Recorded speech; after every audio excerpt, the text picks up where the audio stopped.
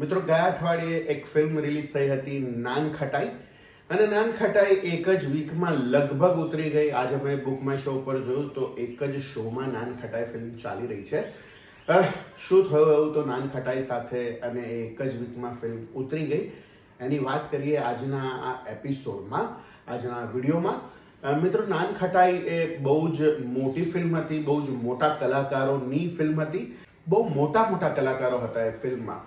Hiten Kumar, Michael, મિત્ર ગઢવી, દીક્ષા જોશી, ઈશા કંસારા, તર્જની ભાડલા અને ઘણા બધા, કલ્પના ગાંગડેકર અને બીજા પણ ઘણા બધા કલાકારો આ ફિલ્મમાં હતા. બહુ મોટા સેટઅપની ફિલ્મ હતી, બહુ લાંબી ફિલ્મ હતી, 2 કલાક અને 40 મિનિટની ફિલ્મ હતી. સો વિચાર કરો કે શૂટિંગ કરવામાં પણ કેટલો સમય થયો હશે, અને ફિલ્મની પબ્લિસિટી પણ બહુ સરસ થઈ હતી. બધે જ હોર્ડિંગ્સ લાગેલા હતા.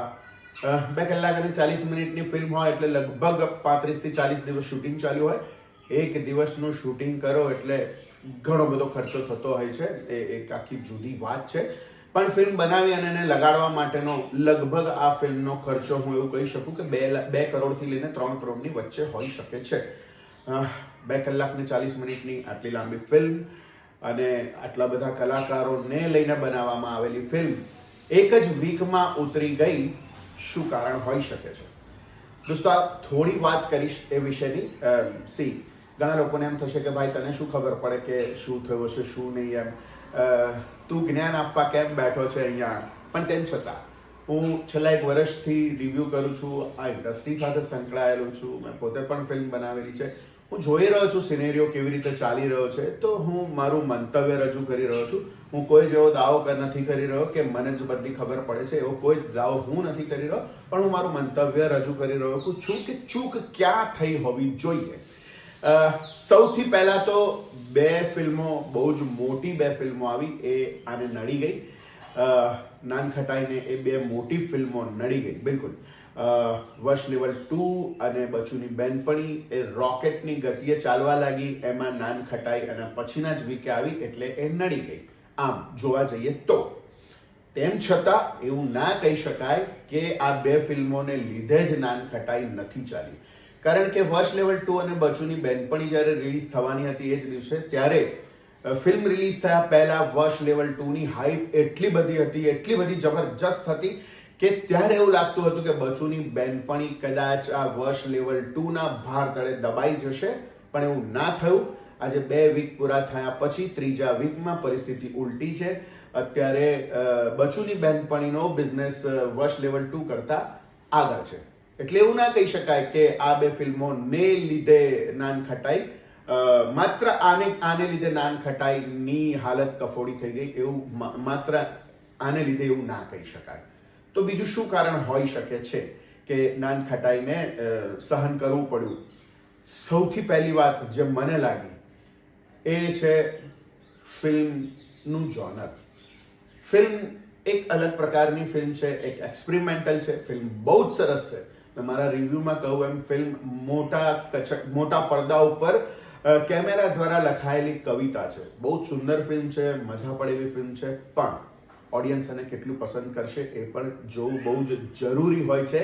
જ્યારે એક કમર્શિયલ ફિલ્મ તમે બનાવવા જઈ રહ્યા છો, લોકો માટે ફિલ્મ બનાવવા તમે જઈ રહ્યા છો, ત્યારે બહુ જ જરૂરી બને છે કે લોકોને ફિલ્મ ગમવી જોઈએ.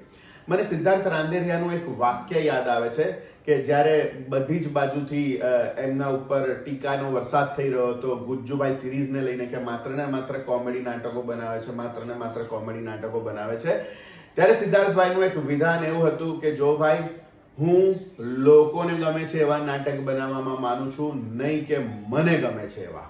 આવું ક્યાંક એમણે બોલ્યા હતા અને મેં આ સાંભળ્યું હતું. અને વાત બિલકુલ સાચી છે. મને ગમે છે એવું નથી બનાવવાનું, લોકોને ગમે છે એવું બનાવવાનું છે, એવું પીરસવાનું છે, તો લોકો થિયેટરમાં જશે. અને એનું જીવતું ને જાગતું ઉદાહરણ છે વશ લેવલ 2 ની સાથે રિલીઝ થયેલી બચુની બેનપણી. તો શું એવી જ ફિલ્મો બનાવવી જોઈએ? નાન ખટાઈ જેવી ફિલ્મો ના જ બનાવવી જોઈએ? ના, એવું પણ નથી. નાન ખટાઈ જેવી ફિલ્મો પણ જરૂરી છે અને એવી ફિલ્મો પણ બનવી જોઈએ. પણ તેમ છતાં ફિલ્મના મેકિંગમાં અગર તમે બધો જ મસાલો એડ કરીને અગર આપો છો ઓડિયન્સને, તો ઓડિયન્સ એને સ્વીકારશે. નહીતર દવાની કડવી ગોળી એમને નહીં ખાય લોકો, એને પેંડામાં નાખી અને ખવડાવવી પડશે. આ એવી વાત છે. સો એવી રીતે ફિલ્મ બનાવવી જોઈશે, અથવા તો આવા પ્રકારની ફિલ્મો છે એને ખાલી OTT માટે બનાવવી જોઈએ, ખાલી YouTube માટે બનાવવી જોઈએ. મેં પહેલા પણ કહ્યું હતું અમારા ડાયરામાં કે આ થિયેટર માટેની ફિલ્મ કદાચ ના હોઈ શકે. આ તો ભાઈ ફ્લોપ ગઈ એટલે હું આવું કહી શકું છું, હિટ ગઈ તો કદાચ મને આવું કહેવાનો મોકો ના મળે, પણ અત્યારે મને જે લાગી રહ્યું છે એ જ હું કહી રહ્યો છું કે લોકભોગ્ય હોય એવી ફિલ્મો બનાવવી જોઈએ. આ મારો અંગત મત છે, દરેક મેકરનો મત જુદો હોઈ શકે છે, પણ અત્યારે જે પ્રકારે પરિસ્થિતિ ઊભી થઈ છે એ પ્રકારે એવું કહી શકાય કે ફિલ્મ એવી હોવી જોઈએ જે લોકભોગ્ય હોવી જોઈએ.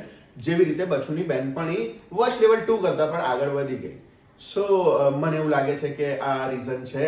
કદાચ આ ફિલ્મનું મેકિંગ અથવા તો ફિલ્મનું જોનર એવા પ્રકારનું છે કે કદાચ બધાને નહીં ગમ્યું હોય. તો દોસ્તો, આ મારો મત હતો કે મને એવું લાગ્યું કે નાન ખટાઈ નહીં ચાલવાનું, એક જ વીકમાં ઉતરી જવાનું કારણ શું હતું. તમે શું માનો છો? તમે નાન ખટાઈ જોઈ છે કે નહીં? તમને ફિલ્મ કેવી લાગી? તમારો શું મત છે? મારો આ વિડીયો જે મેં કર્યો એમાં મારી વાત સાચી છે કે નહીં? કમેન્ટ બોક્સમાં જરૂરથી લખો. અને દોસ્તો, હજી સુધી પણ તમે મારો આ વિડીયો, તમે મારી આ ચેનલને સબસ્ક્રાઇબ ના કરી હોય તો જલ્દીથી સબસ્ક્રાઇબ કરો, આ વિડીયોને લાઈક કરો, શેર કરો. મળે દોસ્તો નવા વિડીયોમાં નવી વાત સાથે. ત્યાં સુધી સ્વસ્થ રહો, મસ્ત રહો. આવજો.